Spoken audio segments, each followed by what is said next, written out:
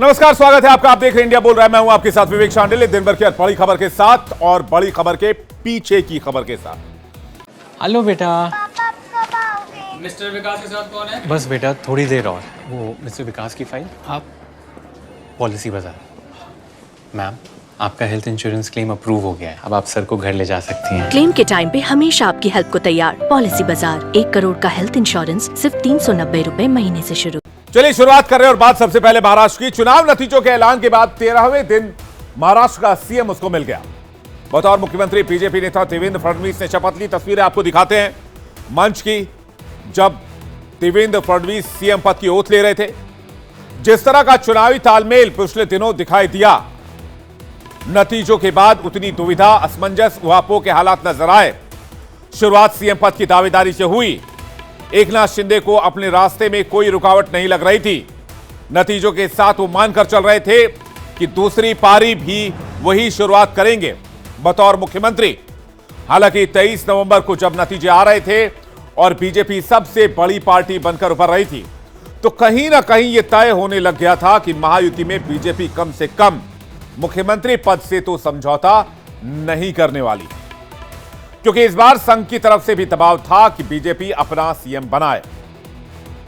यह तो था कि जिस तरह से बीजेपी ने इन चुनाव की तैयारियां की, उसे संघ का साथ मिला तो जीत अप्रत्याशित हो गई, क्योंकि महाविकास अघाड़ी के ताश के पत्तों की तरफ बिखर जाने की उम्मीद तो किसी को नहीं थी। बहरहाल 132 सीटों पर बीजेपी की जीत के नायक यकीनन देवेंद्र फडणवीस ही थे, जिन्होंने टिकट बंटवारे के साथ हर उस मोर्चे पर पार्टी के लिए रणनीति बनाई जो बीजेपी और सरकार के एजेंडे में थी। नतीजा आज मुख्यमंत्री के तौर पर फडणवीस की ताजपोशी। तब जब शिंदे के आसानी से नहीं माने जाने की अटकलें थी। हालांकि शिंदे ने भी यह समय रहते भांप लिया था कि इस बार बीजेपी को सीएम पद से दूर रखना आसान नहीं होगा, अपने लिए सीएम पद मांगना आसान नहीं होगा। सूत्रों की माने तो फिर अमित शाह के साथ हुई मीटिंग में सीएम पद को लेकर कोई बात नहीं होने से यह साफ हो गया था कि इस पद के लिए बीजेपी सहयोगियों के सामने सरेंडर तो नहीं करने वाली। या फिर आप इस बात को यूं भी समझ सकते हैं कि चर्चा बीजेपी ने इसलिए नहीं छेड़ी क्योंकि बीजेपी सीएम पद का कुर्सी अपने लिए ही मानकर चल रही थी। फिर मंत्रालय और विभागों पर बात अटकी। फिर खबर यह आई कि शिंदे डिप्टी सीएम नहीं बनेंगे।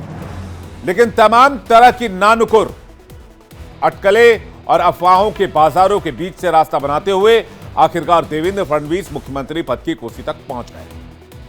हालांकि इस दौरान 2019 में दिया उनका एक बयान बहुत तेजी से सोशल मीडिया पर चल रहा है, और यह बयान आज ट्रेंड नहीं कर रहा है, यह पिछले एक हफ्ते से ट्रेंड कर रहा है, जिसमें देवेंद्र फडणवीस ने कहा था कि समंदर हूं, लौट कर आऊंगा।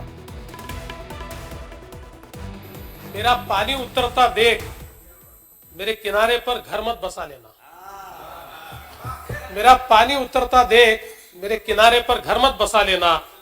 मैं समंदर हूं, लौट कर वापस आऊंगा।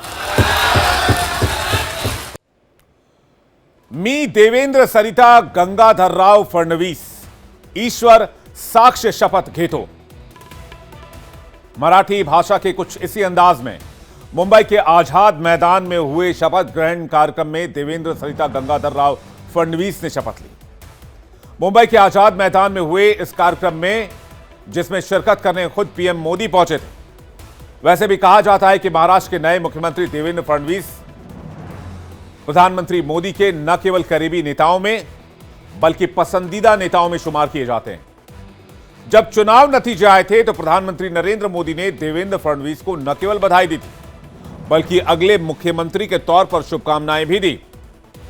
सिर्फ पीएम मोदी ही नहीं बल्कि गृह मंत्री अमित शाह, रक्षा मंत्री राजनाथ सिंह समेत तमाम दूसरे केंद्रीय मंत्री, बीजेपी शासित प्रदेशों के मुख्यमंत्री, सहयोगी सरकारों के मुख्यमंत्री और सियासी हस्तियां मौजूद रहीं। इसके अलावा बॉलीवुड के सितारों का भी मेला लगा। शपथ ग्रहण से पहले फडणवीस ने अपनी मां के पैर छूकर आशीर्वाद लिए। वैसे फडणवीस के शपथ ग्रहण में सिर्फ सियासी हस्तियां ही नहीं बल्कि कारोबार जगत के साथ साथ बॉलीवुड के नामचीन नामों का जमावड़ा लगा, जिसमें शाहरुख, सलमान, संजय दत्त समेत कई दूसरे सितारे दिखे। इसके अलावा अंबानी परिवार, क्रिकेटर सचिन तेंदुलकर भी शपथ ग्रहण में नजर आए। इस दौरान देवेंद्र फडणवीस एक बार फिर खास अंदाज में दिखे, जिसमें उन्होंने पारंपरिक मराठी फेटा पहना हुआ था। शपथ ग्रहण समारोह के दौरान देवेंद्र फडणवीस ने भी 2004 में करीब 12-13 दिन का डिले हुआ था, 2009 में भी करीब 9 दिन का डिले था। तो कई बार हम लोगों को ये समझ लेना पड़ेगा कि कोएलिशन की गवर्नमेंट होती है तो उसमें बहुत निर्णय करने पड़ते हैं। एक पार्टी की सरकार होती है तो निर्णय एक ही पार्टी को करना है। कोएलिशन की गवर्नमेंट में बहुत बड़े पैमाने पर कंसल्टेशन करना पड़ता है। यहाँ पर हालांकि मेरा अनुभव बहुत है और पिछले 10 सालों से 2.5 साल में विपक्ष का नेता रहा, लेकिन 7.5 साल में सरकार में रहा, तो सरकार का अनुभव भी बहुत है। किंतु जिस प्रकार का मैंडेट इस समय मिला है, मैं ऐसा मानता हूं कि निश्चित रूप से उस मैंडेट का एक प्रेशर, जनता के प्यार का एक प्रेशर हमारे पर है और मैं उसको महसूस करता हूं कि जब अपेक्षाएं बड़ी होती है तो चुनौती भी बड़ी होती है, क्योंकि लोग आपसे अपेक्षा कर रहे हैं, तो निश्चित रूप से उसका प्रेशर मुझ पर है। शपथ ग्रहण के दौरान देवेंद्र फडणवीस ने अपने नाम के साथ अपनी मां का नाम जोड़ा। फडणवीस को महाराष्ट्र के राज्यपाल सीपी राधाकृष्णन ने शपथ दिलवाई। सरिता उनकी मां हैं और गंगाधर राव उनके पिता का नाम है। ऐसा पहली बार हुआ है जब बीजेपी नेता ने आधिकारिक तौर पर अपनी मां का नाम लिया। समारोह के कार्ड में भी फडणवीस के साथ उनकी मां का नाम लिखा गया था। महाराष्ट्र में ज्यादातर लोग मान्यता के मुताबिक अपने नाम के बीच में पिता का नाम लिखते हैं, मगर देवेंद्र फडणवीस के शपथ ग्रहण समारोह के कार्ड में भी उनके मां के नाम होने की चर्चा खूब हुई। इससे पहले उन्होंने 2014 और 2019 में भी शपथ ली थी, मगर तब उन्होंने अपनी मां का नाम शामिल नहीं किया था। इस बार विधानसभा चुनाव के दौरान दाखिल किए गए शपथ पत्र में भी उन्होंने अपना नाम देवेंद्र गंगाधर राव फडणवीस लिखा था। शपथ ग्रहण के दौरान देवेंद्र फडणवीस का पूरा परिवार मौजूद था। शपथ ग्रहण के बाद उनकी पत्नी अमृता फडणवीस ने क्या कहा है, वो भी आपको सुनाते हैं। पूछिए, आज देवेंद्र जी ने तीसरी बार शपथ ली है मुख्यमंत्री की और 6वीं बार के वो विधायक हैं। उन्होंने अपना जीवन काल पूरा लोक सेवा में व्यतीत किया है और आगे भी करते रहेंगे। मी पुन्हा इन क्या है, ये एक लोक सेवा के लिए मैं रोज वापस आऊंगा, ये एक उनकी बात है। तो कभी कोई पद लेके, कभी ऑपोजिशन में, कभी बिना पद के वो रोज वापस आते ही है। तो मी पुन्हा इन हर रोज होना चाहिए ताकि महाराष्ट्र नंबर 1 स्टेट हर एंगल से हो। महायुति गठबंधन की सरकार बनने के संकेत मिलने के बाद से फॉर्मूला तय हो गया था कि राज्य में एक सीएम होगा तो 2 डिप्टी सीएम होंगे। लिहाजा देवेंद्र फडणवीस के मुख्यमंत्री बनने के साथ ही एनसीपी नेता अजीत पवार ने भी 6ठी बार डिप्टी सीएम के तौर पर शपथ ली।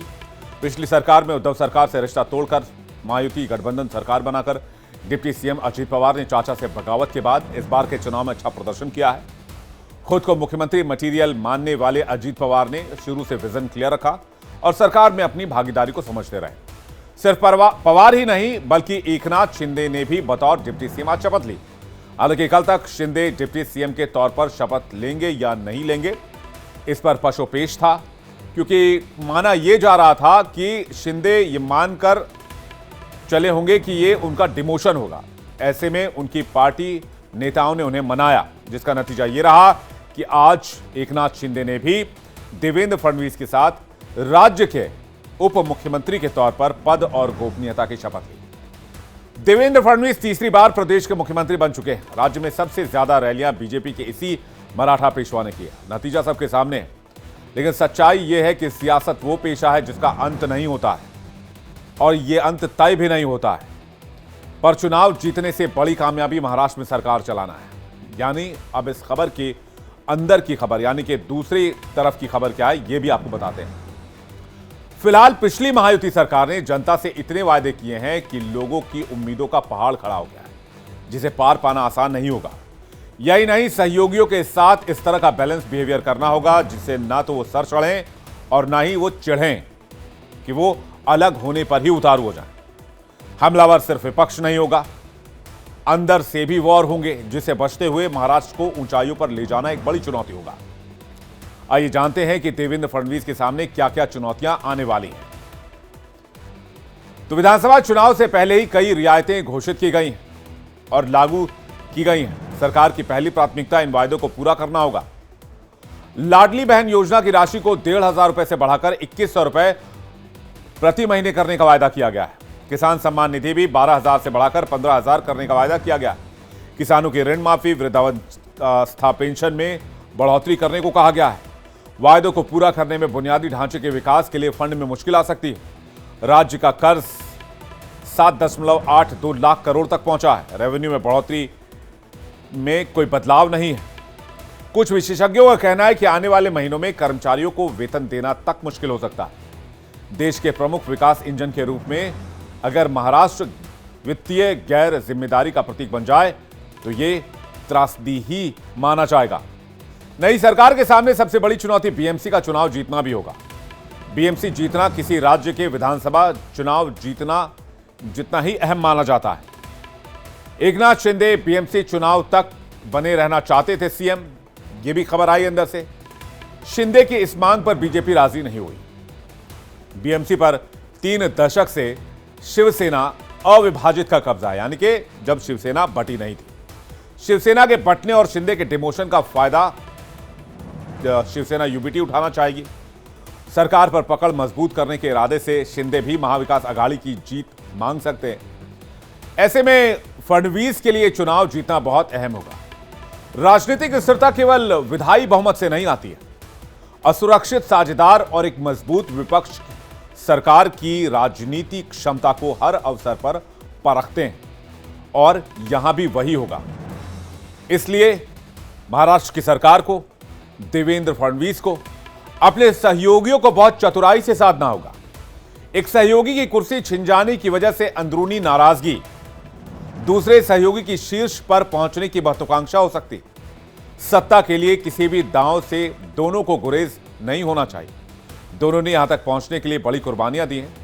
ऐसे में दोनों को साधे रखना सीएम फडणवीस के लिए बड़ी चुनौती साबित हो सकती है। इसका मतलब यह है कि दोनों कनिष्ठ साझेदार हैं। एकनाथ शिंदे के नेतृत्व वाली शिवसेना और अजीत पवार के नेतृत्व वाली एनसीपी नीतिगत निर्णयों में ये प्रमुख भूमिका निभाएंगे। चुनाव में महायुति सरकार पर बड़ा आरोप रहा महाराष्ट्र के प्रोजेक्ट गुजरात शिफ्ट होने का। 2 बड़े प्रोजेक्ट गुजरात चले जाने से सवाल उठे। वेदांता ने अपनी चिप फैक्ट्री प्रोजेक्ट को महाराष्ट्र से गुजरात शिफ्ट किया। प्रोजेक्ट की जो लागत थी वो 1.53 लाख करोड़ रुपए थी। टाटा एयरबेस C295 परिवहन विमान परियोजना भी गुजरात शिफ्ट हो गई। यह परियोजना 22,000 करोड़ रुपए की परियोजना थी। फडणवीस ने इसके लिए विपक्ष को दोषी ठहराया था। केंद्रीय मंत्री पीयूष गोयल ने टीवी डिबेट में जानकारी दी कि गुजरात शिफ्टिंग पर कहा था कि महाराष्ट्र में समस्या की बात कंपनी की तरफ से भ्रष्टाचार का मुद्दा उठाया गया था। पार्टियों की हिस्सेदारी को लेकर मुद्दा उठा था, सवाल उठा था। देवेंद्र फडणवीस को बतौर सीएम यह संतुलन बरकरार करना होगा, इसे बनाना होगा। प्रदेश की राजनीति में मराठा समुदाय की अपनी सियासी ताकत है। मराठे न केवल ताकतवर हैं बल्कि राजनीतिक रूप से जागरूक भी हैं। एकनाथ शिंदे को दोबारा मुख्यमंत्री न बनाने पर विपक्ष मुमकिन कोशिश करेगा कि उन्हें सरकार के खिलाफ भड़काया जाए। मराठा आरक्षण आंदोलन के चेहरे जरांगे पाटिल को सबसे अधिक परेशानी देवेंद्र फडणवीस से ही है। जरांगे को देवेंद्र फडणवीस के खिलाफ खड़ा करने की कोशिश हो सकती है। शिंदे को सीएम न बनाए जाने का एक मुद्दा बनाया जा सकता है। उद्धव ठाकरे भी इस मुद्दे को उठाना चाहेंगे, भुनाना चाहेंगे। उद्धव शिवसैनिकों को समझा सकते हैं कि बीजेपी ने शिंदे का इस्तेमाल किया है। शिवसैनिकों को अपने साथ लाने में सफल हो सकते हैं उद्धव। ठाकरे के मजबूत होने से फडणवीस की मुश्किलें बढ़ सकती हैं, एकनाथ शिंदे की मुश्किलें भी बढ़ सकती हैं। लेकिन महायुति सरकार बनने के बाद विपक्ष का क्या रिएक्शन है, अब यह भी आपको दिखाते हैं। शिंदे का इरा खत्म हो गया है, 2 साल का ही था। उनकी जरूरत थी, वो पूरी हो गई, अब उनको फेंक दिया है। अब शिंदे इस राज्य में कभी मुख्यमंत्री नहीं बनेंगे, मैं आपको बताना चाहता हूं। ये लोग शिंदे की पार्टी भी तोड़ सकते हैं। ये भाजपा की एक लाइन रही हमेशा पॉलिटिक्स में, जो उनके साथ काम करते हैं उनकी पार्टी तोड़ देते हैं, खत्म कर देते हैं। आज से देवेंद्र फडणवीस राज्य के मुख्यमंत्री हो गए। उनके पास बहुमत है। बहुमत होने के बावजूद 15 दिन तक ये सरकार नहीं बना पा रहे थे। इसका मतलब है पार्टी के अंदर या उनके महायुति में कुछ ना कुछ गड़बड़ है और कल से गड़बड़ आपको दिखने लगेगी। ये सब है, कोई महाराष्ट्र या देश के हित के लिए काम नहीं कर रहे। ये अपना अपना जो एक स्वार्थ है, उस स्वार्थ के लिए ये लोग एक साथ आए हैं और सरकार चलाने की भाषा करते, उसमें महाराष्ट्र का हित कुछ नहीं है। 23 नवंबर को चुनाव परिणाम आए, प्रबल बहुमत आया, 2/3 से ज्यादा। और सरकार में चीफ मिनिस्टर कौन रहेगा, डिप्टी चीफ मिनिस्टर कौन रहेगा, इस पे लग गए 11-12 दिन। तो जिस सरकार की इब्तिदा ये हो, शुरुआत ये हो, उसके अंत का अंदाजा लगाया जा सकता है। मुझे लगता है फिर हो सकता है जो आज के डिप्टी चीफ मिनिस्टर हैं कल के चीफ मिनिस्टर बन जाएं। अब कौन बनाएगा ये ऊपर वाला जाने। मैं तो ये कह रहा हूं कि शिंदे बेचारा बटा भी नहीं फिर भी कट गया, उसका जवाब कौन देगा? वो तो नहीं बटा, इन लोगों के साथ पीछे पीछे टहल रहा था, उसको भी काट दिया इन लोगों ने। तो अब शिंदे का भविष्य जो है वो उन्होंने कूड़ेदान में डाल दिया। यही मकसद था बीजेपी का कि पार्टियों को तोड़ो और उनके सहारे सत्ता में आओ, वो काम कर लिया उन्होंने।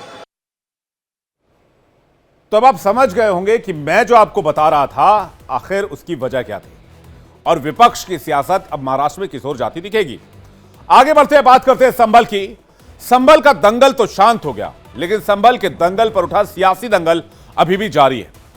संभल, जहां जामा मस्जिद के सर्वे के अदालती आदेश पर लोग भड़क गए, नतीजा शहर के अमन को आग लगा दी गई, हिंसा हुई, गोलियां चली, कई लोगों को अपनी जान गंवानी पड़ी। यकीनन संभल में जो हुआ वैसी तस्वीरें कई बार आ चुकी है। संभल में जिस जामा मस्जिद को लेकर याचिका लगी और इस पर कोर्ट ने सर्वे का आदेश दिया, वहां हिंदू मंदिर होने का दावा किया जा रहा है। वैसे तो यह मामला अदालत की चौखट पे है, लिहाजा कोर्ट के आदेश का सम्मान रखने की जरूरत सभी को थी। संभल में इससे जुड़े पक्षों को सीखने की जरूरत थी। मथुरा और काशी से, जहां के मामले अभी कोर्ट में चल रहे हैं, ज्ञानव्यापी में भी अदालत के आदेश पर सर्वे हुआ, लेकिन न तो शहर की शांति भंग हुई और न ही किसी ने आपस में कोई तलवारें खींची। अदालत का मामला अदालत की दहलीज पर आज तक निपटाया जा रहा है। ठीक इसी तरह मथुरा के मामले को ले लीजिए, जहां के लिए पहले स्थानीय अदालत, फिर यह मामला हाईकोर्ट पहुंचा। इस मामले में भी कोर्ट के आदेश को सम्मान देते हुए किसी पक्ष ने कोई हंगामा नहीं किया और ना ही बवाल किया। तो फिर संभल के लोगों की भावनाएं महज अदालती आदेश पर उबाल खा गई। क्या आपको भरोसा इस बात पर होता है? नहीं, इस बात पर भरोसा नहीं होता है। तो क्या संभल में रहने वाले लोगों को अदालत के आदेशों की समझ नहीं है और उस पर उपद्रव करने का असर क्या हो सकता है यह पता नहीं होगा? नहीं, यह बात भी हजम नहीं होती है। इन सवालों के जवाब क्या साजिशों तक आपको नहीं ले जाते हैं? यह भी एक सवाल उठता है, क्योंकि सवाल किसी कौम का, उसके मजहब का है, उसकी निशानियों का है। तो फिर हंगामा एक जगह बरपने की वजह, तो फिर सीएम योगी जो कहते हैं उस पर सोचा नहीं जाना चाहिए। जब वो इतिहास को याद दिलाते हैं या फिर बांग्लादेश के हवाले से यह बताने की कोशिश करते हैं कि किसी धर्म पर हमला या उसके खिलाफ हिंसा करने की सोच बहुत साफ है, तो विपक्ष को यह बात बुरी तो नहीं लगनी चाहिए। बुरी क्यों लगती है या फिर उसे ऐसा क्यों लगता है कि जानबूझकर एक धर्म विशेष को निशाने पर लेने की कोशिश की जा रही है? और जब विपक्ष बचाव में खड़ा होता है तो फिर हिंसा करने वाले और उसके शिकार लोग उसके जहन में क्यों नहीं भर जाते? अगर सरकार यह कोशिश करती है जो समाज के अपराधी हैं उनके नकाब उतारे जाएं, उन्हें शर्मिंदा किया जाए, उनकी पहचान कराई जाए, उनके पोस्टर लगवाए जाएं, तो सियासी पारा क्यों चढ़नी चाहिए? इस पर सियासत क्यों होनी चाहिए? क्या मामला तुष्टीकरण का नहीं है? आप सोचिए और इसके साथ साथ मुख्यमंत्री योगी आदित्यनाथ के एक बयान को भी सुनिए। हमारे तीर्थ अपवित्र नहीं होते। चंद मुट्ठी भर आक्रांता आकर के भारत को पद्दलित करने का दुस्साहस नहीं कर पाते। भारत के वीर योद्धाओं ने रौंद डालते लेकिन हमारी आपसी एकता में बाधा पैदा करने वाले लोग वे सफल रहे और उन्हीं के जो जीन्स है वे आज भी हैं जो जाति के नाम पर राजनीति करके सामाजिक ताने बाने को छिन्न भिन्न करने का प्रयास कर रहे हैं। दुश्मन बगल के देश में किस प्रकार का कृत्य कर रहे हैं, याद रखना। किसी को अगर गलतफहमी हो, 500 वर्ष पहले बाबर के एक सिपह सालार ने जो काम अयोध्या में किया था, जो काम संभल में किया था, और जो काम आज बांग्लादेश के अंदर हो रहा है, तीनों की प्रकृति, तीनों का डीएनए एक जैसा है। यूपी के मुख्यमंत्री योगी आदित्यनाथ ने बीते दिनों संभल में हुई हिंसा को लेकर पुलिस और प्रशासन को निर्देश दिए थे कि इसमें शामिल उपद्रवियों के साथ पूरी कठोरता से निपटा जाए। सीएम योगी ने कहा कि उपद्रवियों की पहचान के लिए उनके पोस्टर सार्वजनिक जगहों पर लगाए जाए। कई लोगों के पोस्टर जारी भी किए गए। वहीं अब इस पर सपा महासचिव रामगोपाल यादव की प्रतिक्रिया आई। उन्होंने कहा कि संभल में सबसे पहले डीएम और एसपी के पोस्टर लगाए जाने चाहिए। सीएम योगी ने कहा कि चाहे गौतम बुद्ध नगर हो, अलीगढ़ हो, संभल हो अथवा कोई भी जिला हो, अराजकता फैलाने की छूट किसी को नहीं दी जा सकती। हालांकि सिर्फ रामगोपाल यादव ही नहीं, उनकी पार्टी की कैराना सांसद इकरा हसन भी सरकार को निशाने पर ले रही है। उन्होंने भी पोस्टर लगाने के फैसले पर बड़ा एतराज जाहिर किया। आइए सुनते हैं। ये सबसे पहले वसूली अगर किसी से हो तो अधिकारियों से होनी चाहिए, और जैसा अभी हमें मालूम पड़ा है, योगी जी ने कहा है कि उनके पोस्टर लगेंगे, तो मैं मानती हूँ सबसे पहले अधिकारी जिन्होंने ये उनको ट्रेनिंग मिलती हुई पहले से है कि उन्हें भीड़ को कैसे रोकना है, कैसे एक व्यवस्था बनानी है, उसके बावजूद जिस तरीके से उन लोगों ने वहाँ पर सारे नियम कानून को तोड़कर सीधी सीधी गोली लोगों पर चलाई है, सबसे पहले उनके पोस्टर लगे, उन पर कार्रवाई हो और उनसे वसूली हो। संभल हिंसा में 1 करोड़ से ज्यादा की संपत्ति का नुकसान हुआ है।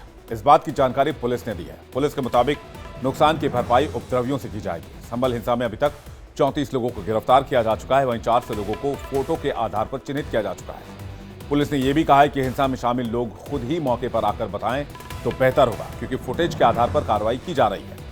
पुलिस ने बताया कि हिंसा के दौरान कारें जलाई गई, ट्रांसफार्मर तोड़े गए। उपद्रव की फुटेज सीसीटीवी में कैद है। ऐसे में नुकसान की भरपाई भी उपद्रवियों से ही की जाएगी। 3 दिनों से जितने भी घटना स्थल है उन सबका विभिन्न विवेचकों द्वारा मुआयना किया जा रहा है। उनको आज एक घटना स्थल से 7.65 के 2 फायर्ड केस मिले हैं और उसके साथ 2 12 बोर के कार्ट्रिज मिले हैं। जो 7.65 के जो कार्ट्रिजेज हैं वो इंडिया मेड नहीं है, वो यूएस मेड है। और इस तरीके टोटल 10 जो अभी तक कार्ट्रिजेज हैं जो फायर्ड केस हैं उनमें से 1 मिसफायर है, बाकी सब फायर्ड कार्ट्रिजेज हैं वो केस हैं, पुलिस को मिले हैं। फॉरेंसिक टीम ने उनको सील करके जो प्रॉपर विधिक कार्रवाई है उसके बाद है वो बैलिस्टिक एक्सपर्ट्स को भेजे जाएंगे। वहां से उनकी राय आने के बाद में पुलिस की विवेचना में उनको सम्मिलित किया जाएगा। एक लाइन की बात है, अगर अपराध और अपराधियों को धर्म, जाति और समुदाय के आधार पर संरक्षित किया जाएगा तो देश का भविष्य खतरे में होगा। इंडिया बोल रहा है मैं फिलहाल इतना ही। वक्त एक ब्रेक का, फौरन लौट रहे हैं।